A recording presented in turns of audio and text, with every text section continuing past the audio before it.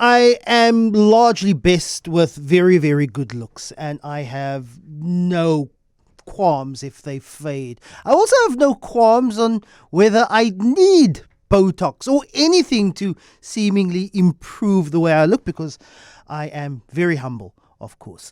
But for this Lester test on Good Morning Cape Town, our producers have said, Lester, there are plenty of videos and filters on social media with people reacting and responding to how they will look if they added an aging filter to their image.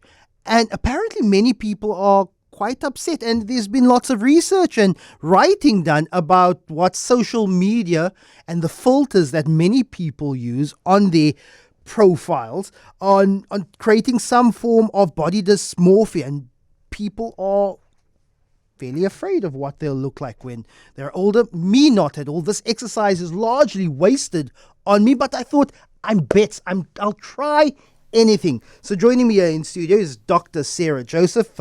She's a general and an aesthetic doctor at Dr. Sarah J Aesthetics. Good morning. Firstly, do I need Botox? Hi, Lester. Thank you for having me this morning.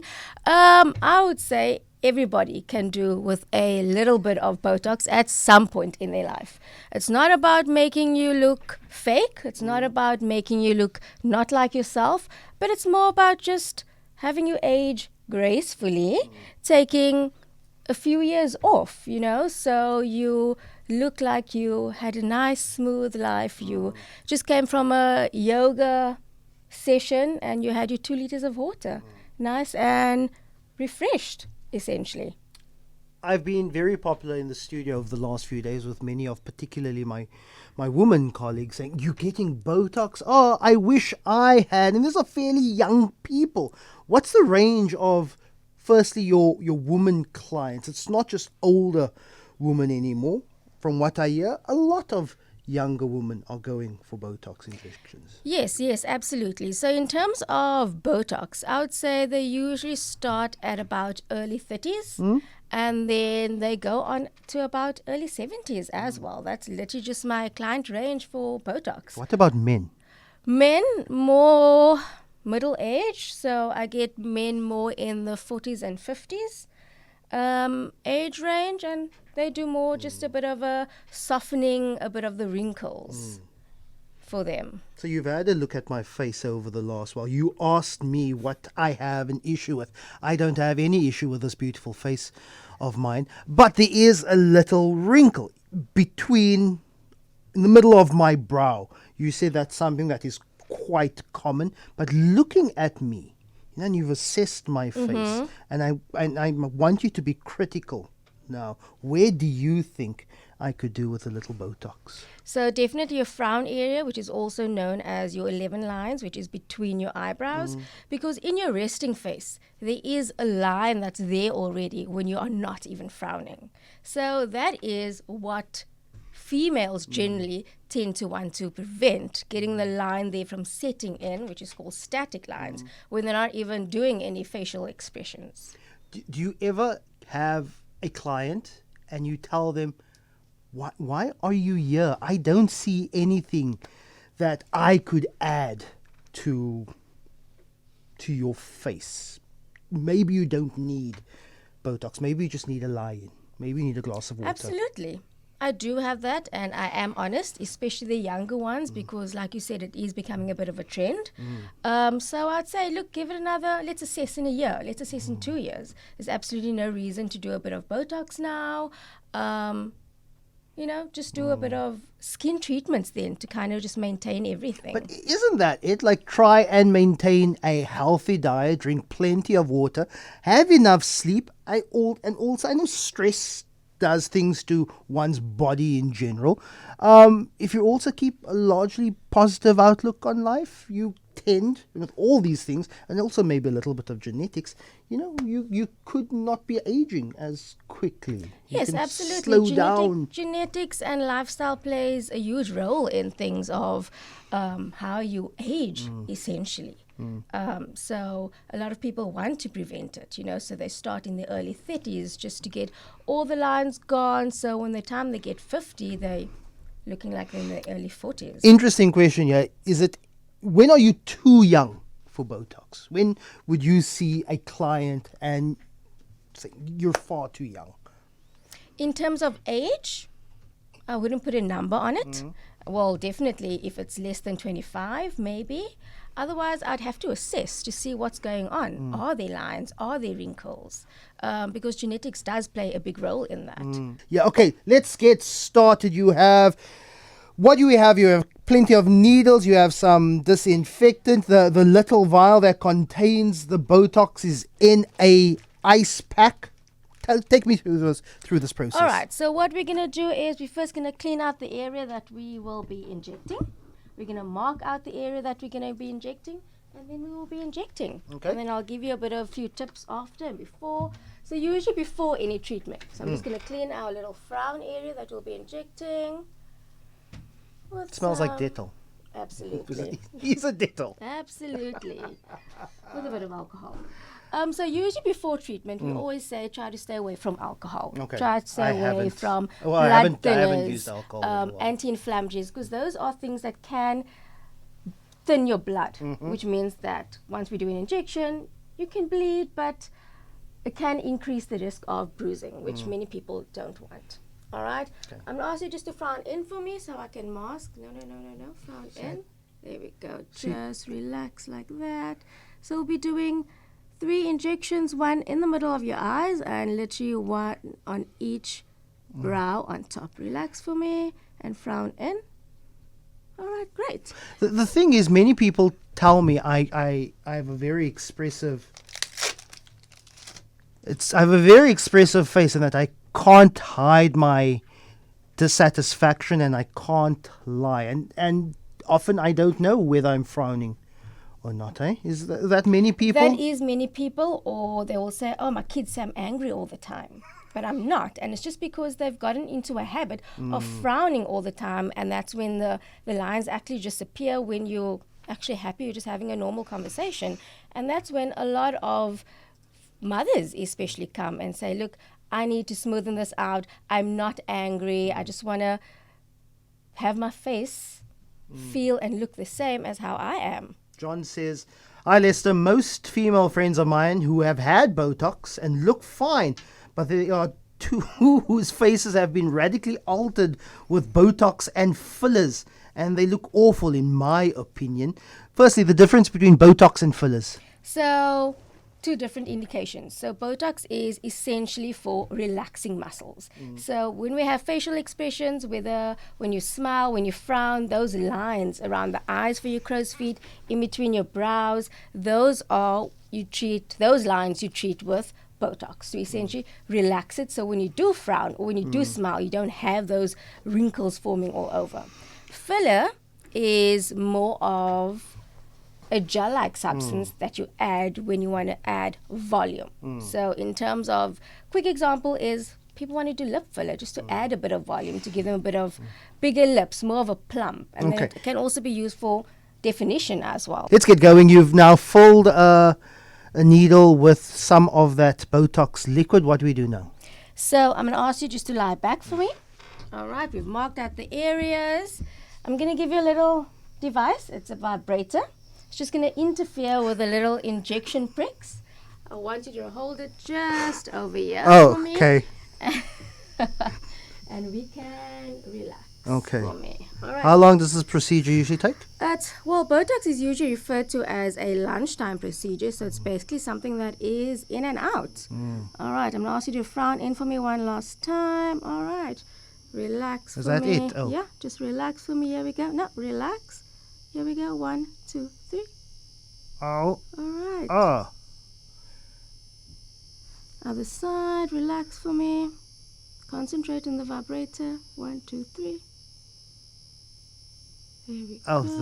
the first pin was a bit more painful than the others. All right. Last one. Just in the middle. Frown in for me one last time. In. All right, great. 1, 2, 3. Here we go, Lester. Sorry. All right, there we go. Oh, that is it. is that it? So that was the 3 injections for your glabella frown area. And how long does this take to make any effect? And how do you turn off your vibrator? Just turn it at the bottom. Oh. Unless you want to keep it or something else. That's a different Lester tester. But how long does it take? So it takes about a week to kick in. So Oh, you really? So usually see not even an nothing. immediate. Unfortunately Okay. not. So usually you start to see a difference where you'll feel like it's a bit lighter. You'll try to maybe frown, but you can't. Full effect is by 14 days, and then it usually lasts for about 3 to 4 months. There is I don't know if it's from the pinprick, but there is a warmth that is now radiating in this triangle between the top of my nose and the corners of my eyebrows. Is that? That's completely normal. That's basically just the blood rushing to that area because it was injected into. What exactly is in the vial that you just injected in my face? All right, so it is botulinum toxin, which is a protein, which is what we want, which is the muscle relaxant in plain terms. It is then reconstituted with bacteriostatic saline, and that we draw up, and then that is injected. Botox is done via units, so depends on the area that you want injected for how much units is injected per area. Just what does it do for your longevity, says this listener? Can it affect aging long term? Can it affect the way you do age if you decide, I'm not keen or I can't afford Botox anymore? Does this affect how you then present later in life?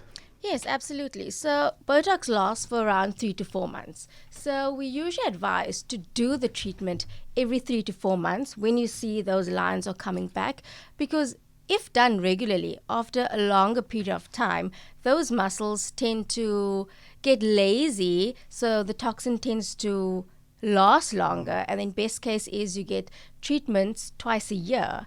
And with that in mind, the wrinkles doesn't get worse and they actually stay where they are, and then you're taking off a few years in terms of wrinkles and fine lines. How did you you studied medicine, and how do you decide this is the area of medicine, aesthetic medicine, that I want to go into?